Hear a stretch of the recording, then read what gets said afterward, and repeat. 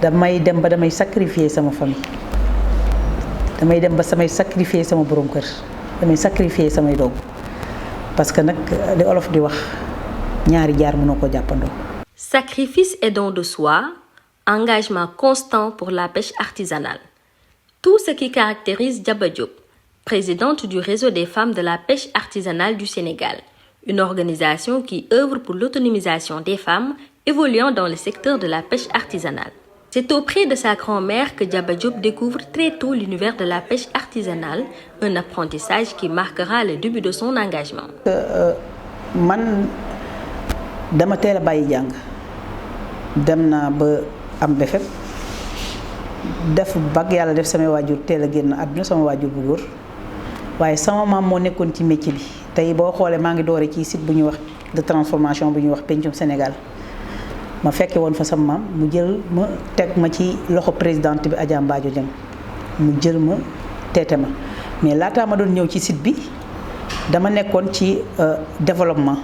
parce que maa ngi nekkoon dans la région de Diourbel ci doon liggéey ci Union nationale des coopératives agricoles ku wax loolu xam nga ni développement la tey boo demee dans la région de Diourbel avec les Canadiens j'ai marqué naa fa sama empreinte parce que création GIE yu bëree bëri foofu bi ñu ko fay def avec ma nekkoon animatrice nekk ci di ci liggéey donc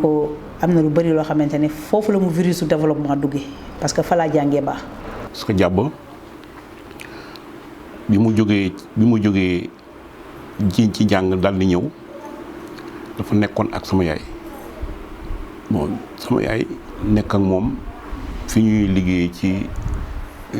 ci kiiwu jën yi am formatrice daal ci la doon yëngu ak moom nekk ak moom la wax dëgg yàlla ci nekkin bu rafet nag doon ko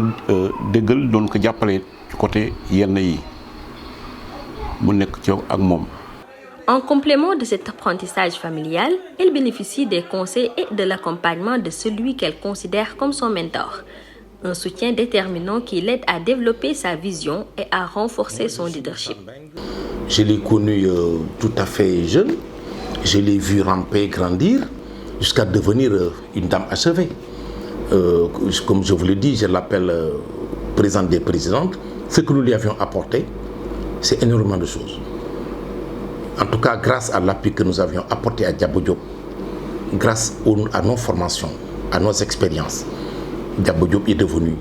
un véritable leader transformationnel. Deuxièmement, Diaba Diop aujourd'hui, lorsqu'elle s'exprime, on sent à travers elle une parfaite maîtrise du contexte de la pêche, de l'environnement dans lequel elle s'active. Ça, c'est aussi important. Elle a une bonne compréhension, une bonne connaissance des enjeux et des défis de la pêche artisanale de manière générale, mais aussi de la transformation artisanale, n'est-ce pas, qui est son métier. Nous avions repéré également ce que nous l'avions apporté. On lui a permis également, en tout cas, d'avoir une compétence à mieux s'exprimer,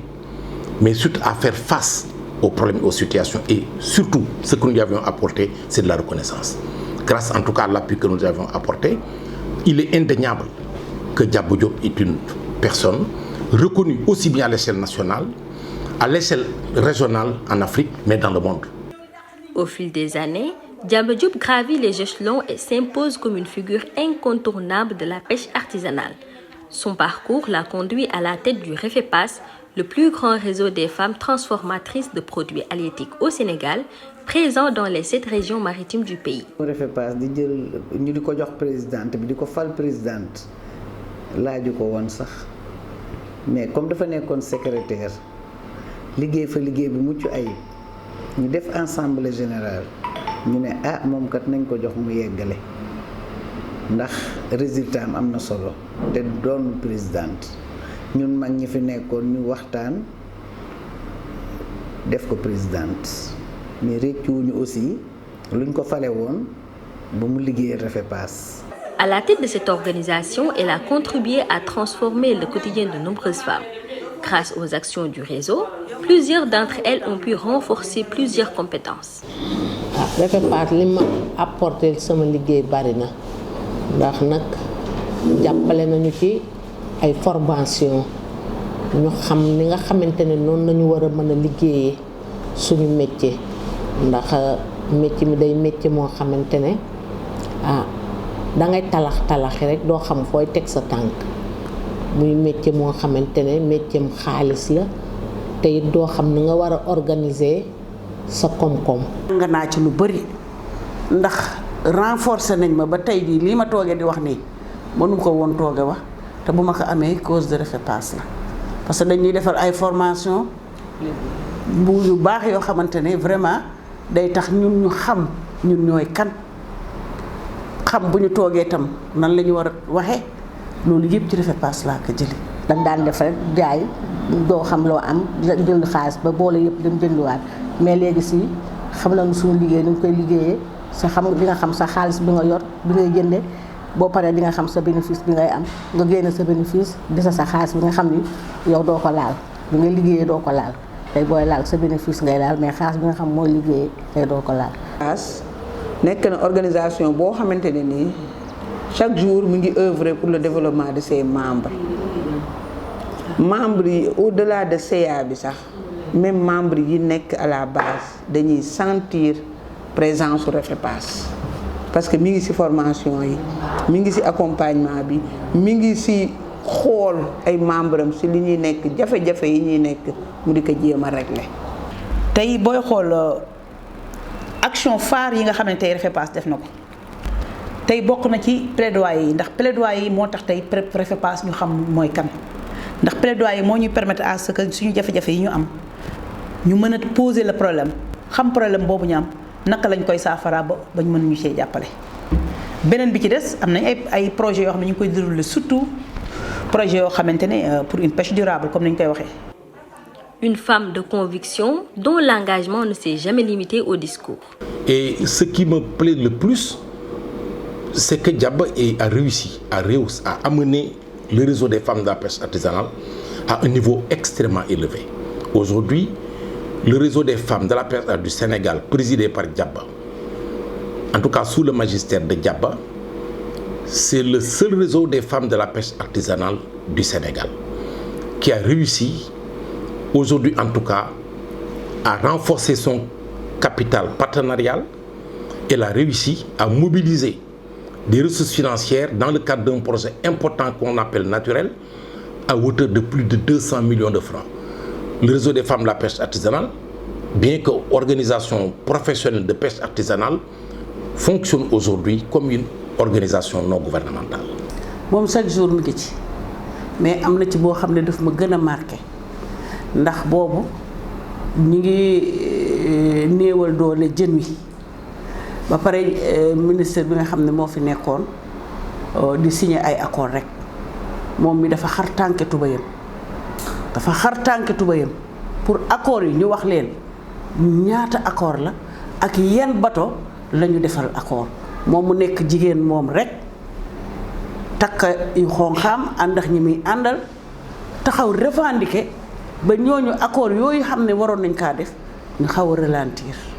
kon jàmbaar la. dañu ànd maak moom voyagé ñu dem benn rencontre Toubacouta man bi may dem maa ngi bàyyi sama unité problème mais problème bi garaawul woon parce que maa ngi ko doon gérer mais bi ñu demee ba yegg problème bi gën a yokk parce que gendarmerie am na ci yoon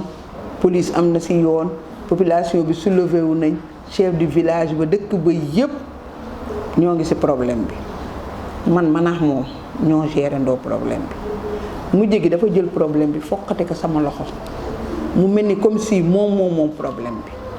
Mais derrière la présidente se cache aussi une épouse et une mère, un rôle qu'elle a souvent dû concilier avec ses responsabilités associatives au prix de nombreux sacrifices personnels, du temps passé loin de sa famille,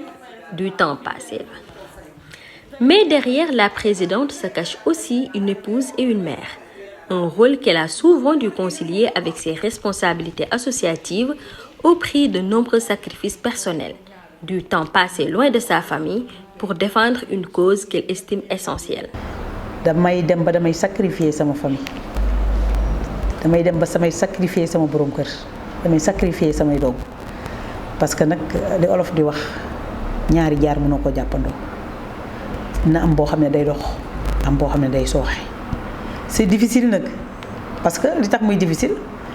bu fekkee da nga gëm ne man dañ ma dénk te lii ñu ma dénk bëgguma am échec lii ñu ma dénk kat war naa ëllëg bu ma koy delloo ñu xam ne jëlee naa ko point A yóbbu naa ko point D dafa laaj ay sacrifice. suñu séminaire bii passé nga xam ne dañ ko def Thiès doomam dafa feebar ba sonn yàlla na ko yàlla wéral te guddal fanam ba li yaayam sonn ci moom mu fay ko dafa feebar ba sonn mu tukki ñëw fekk doomam tëdd mais ñu ne présidente ñëwul ñu continuer di def ndaxte di continuer séminaire bi ne dañ jékki-jékki rek gis ko mu bàyyi fa doomam ca këram ñëw. Ces valeurs sont réelles et elles sont reconnues aussi bien par les femmes qu'elles représentent que par ses proches. présidente boo xamante ne bu am yar la bu am dal la bu xam li muy def bëgg li muy def te di ko def ak xol bu rafet bu ko defee ba pare indil ka Refepass lépp lu mu am Refepass ka ko gënal. présidente bu dal la ñu am présidente bu jub bu transparent lépp lu muy def da koy leeral amul dara lu muy nëbb. day xale boo xamante ne dama ko jur muy sunu doom mu ànd ak ñun di liggéey ak ñun loxo bi set lool macha allah mu xam fu muy teg tànkam. lu xew am na ci taxawaay ba mu cee taxaw nag taxawaay bu rafet lay doon parce que tamit nit mën nga bokk ak nit bon du xam sax la ko war ci sa diggante ak moom mais moom ci boppam dafa bari yoo xam ne yi moom bu ñëwee da cee taxawaay boo xam ne bii taxawaayu mbokk la taxawaayu responsable daal ni ma la ko mën a waxee moom noonu lay doxale moom. Le chemin parcouru est important, mais les défis restent nombreux. Pour Diaba Diop, le combat continue. jigéen ñi soppali jën amuñu benn këyit bu leen màndargaal loolu nag ñàkk këyit boobu lu ñu màndargaal dafa am lu muy nasaxal ci suñu liggéey ndax fi ne tey boo ma fekkee nii ma toog ma ne la géejjikat laa lan moo ma prouvé lan moo la prouvé la man géejjikat laa dara. bokk na ci suñu jafe-jafe tamit bërëbu dogalukaay yi ba tey jigéen ñi seen toogaay foofu dafa des ndax lu mel ni commission d'attribution de licence CNCPM kuréel yooyu nekk ñaari kuréel yi gën a mag doo fa dem mukk ba fekk fa benn jigéen mu toog fa dafa ñuy dogale te nag olof dafa am lu ñu wax nit nungu na lu ne nga lekk bàyyi ko nungu nga naan bàyyi ko waaye nga wax bàyyi ko du ko nungu te loolu foofu la Refepass toll. Le parcours de Diaba Diop dépasse son histoire personnelle. Il raconte le combat d'une femme qui a choisi de mettre son engagement au service de milliers d'autres